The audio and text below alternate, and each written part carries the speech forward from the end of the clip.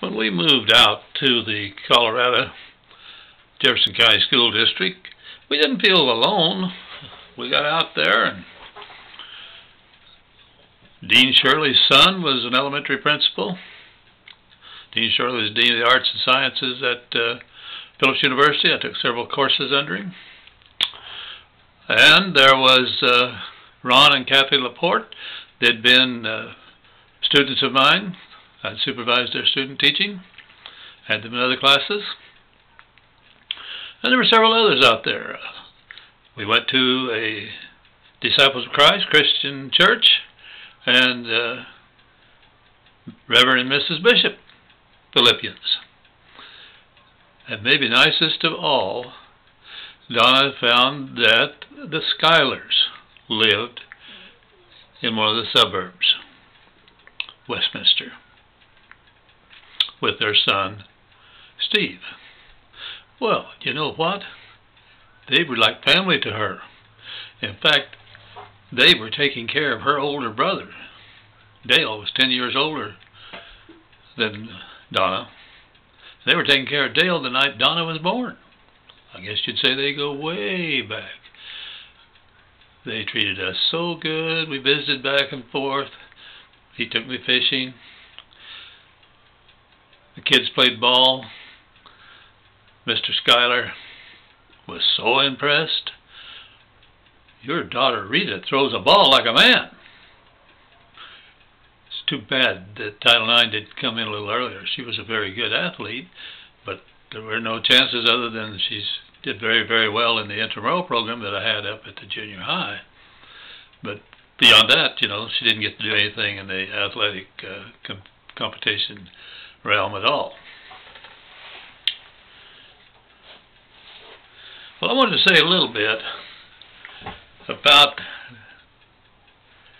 how much we felt at home, and the neighbors were nice. It just was, you know, it wasn't a painful move. Well, I guess the truth of the matter is we never made a move that was painful. We both like people, and people like us, and it was always easy.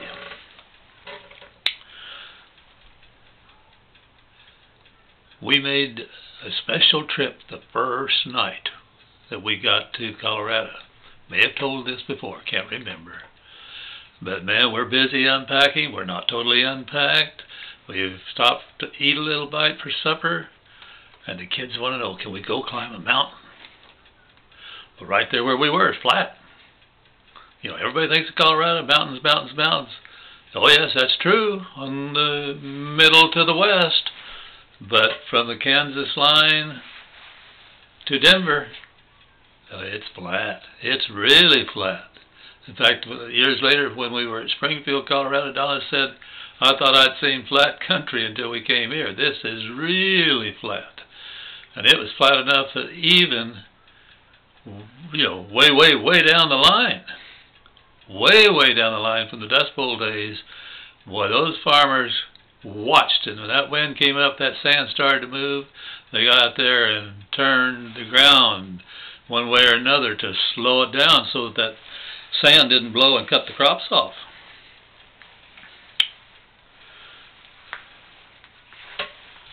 Well, I wanted to say a couple of words about the next video you're going to see. It's the shortest video that I have put on, probably the shortest video I'll ever put on. But this morning we were on the way to Wichita, got stopped for the ding, ding, ding. Something's coming across the railroad track in front of us, and we wait, and as we're sitting there, I look, what in the heck are those things on those huge flat cars? Those are parts of it. That's the main body of an airplane going by. What the heck? So I grabbed my little camera here, and I took a little over a minute as those were going by. And later in the day then I asked, what is going on? Well, they said those are probably the fuselage for the Boeing plane that they're making now. I'm telling you, that's a huge thing. I don't know just how big it is, but you could get just a little idea looking at the film. Oh yeah, they said, the fuselage is made in Seattle, and shipped out here on those railroad cars, and then they finished making the plane here.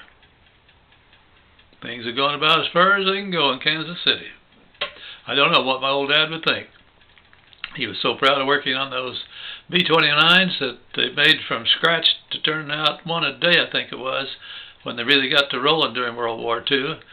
But the idea that a plane that would make the B-29 look like a midget would be made with the fuselage being made in Seattle, Washington, and the rest of the plane being made in Wichita, Kansas. It would blow his mind for sure. Darn right it blows mine.